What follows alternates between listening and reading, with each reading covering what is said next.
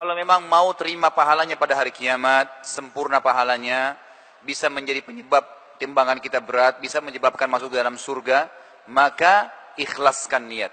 Sembunyikan. Kata ulama, salah satu penyebab utama daripada keikhlasan datang adalah merahasiakan ibadah.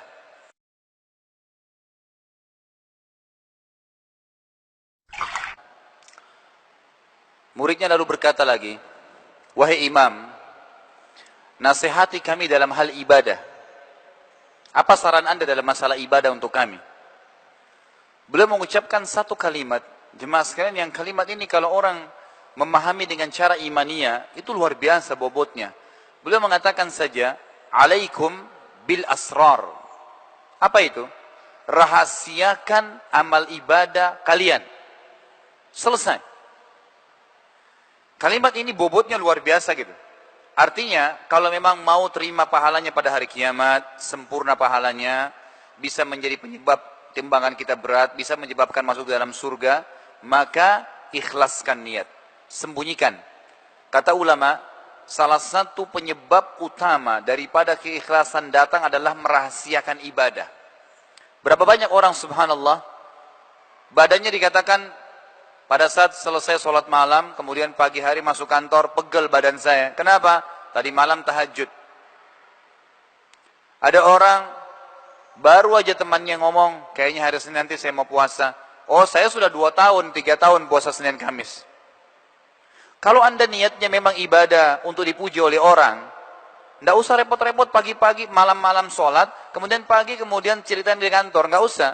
Ambil sejadah, ketuk rumahnya orang itu jam 2 malam, lalu tebar sejadahnya, saya mau sholat tahajud, lihat. Begitu, ya apa bedanya? Dan ini sekaligus saya ingatkan, mudah-mudahan ini menjadi nasihat. Tolong sekali lagi, saya tadi lupa sampaikan di awal, kalau ada sesuatu yang saya sampaikan nanti di sini dalam bentuk nasihat, saya tidak pernah niatnya ingin menyinggung siapapun. Niat saya lillahi ta'ala ingin memberikan nasihat, mudah-mudahan ini bisa memperbaiki apa yang keliru dari perilaku kita. Di Indonesia ini karena sekarang berhubungan dengan musim haji, sudah menjadi tradisi kita, itu kalau pergi haji mengadakan acara walimatus safar. Pertama, dari sisi kosakata jemaah sekalian, walimah itu dalam hukum syar'i kita hanya dipakai untuk acara perkawinan. Belum pernah ada dalil dalam syar'i kita, dalam hadis Nabi SAW, bahwasanya walimah dipakai untuk istilah yang lain. Memang untuk acara perkawinan. Tapi kita membuat acara, maka dibuatlah istilah walimah. Penggunaan kosakata bahasa Arabnya sudah salah, tambah lagi safar supaya dikatakan benar. Sekarang saya tanya, banyak jemaah haji saya, itu kalau mau berangkat saya tanya, untuk apa Bapak Ibu adakan walimah safar? Oh, untuk minta maaf Ustaz sama orang-orang. Baik, saya jawab, minta maaf itu dalam Islam diperintahkan sepanjang tahun, bukan pada saat mau haji. Oh, supaya saya didoakan Ustaz sama orang-orang. Salah, Anda yang mau ibadah pergi haji, Anda yang doakan orang. Kok terbalik minta didoain gitu?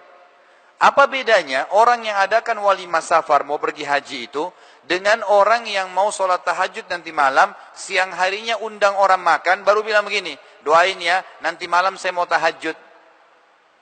Apa bedanya? Sama, mengiklankan ibadah, gitu kan?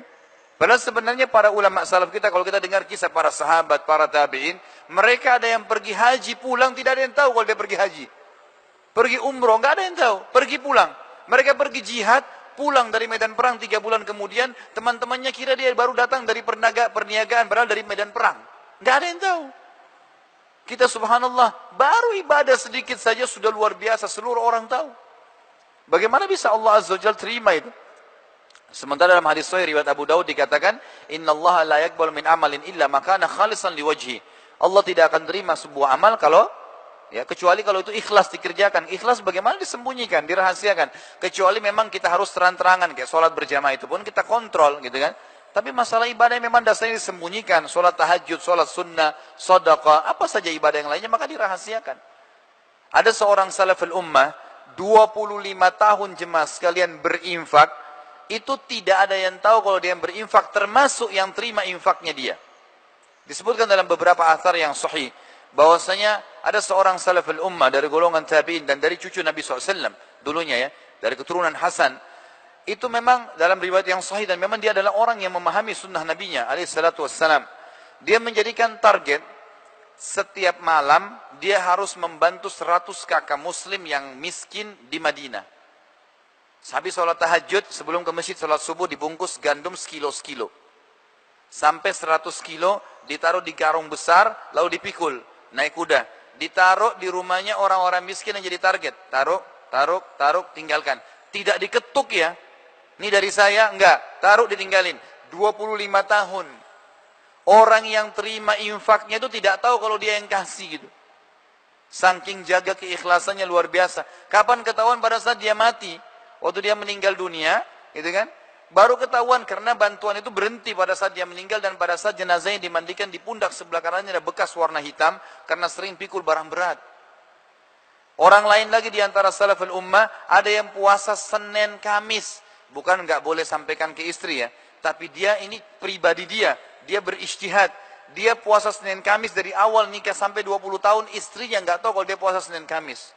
Bagaimana ceritanya? Dia punya toko di tengah pasar Baghdad, setiap pagi disiapin sarapan sama istrinya. Kalau tiba hari Senin Kamis, sudah disiapin, dia nggak bilang, maaf saya puasa, enggak.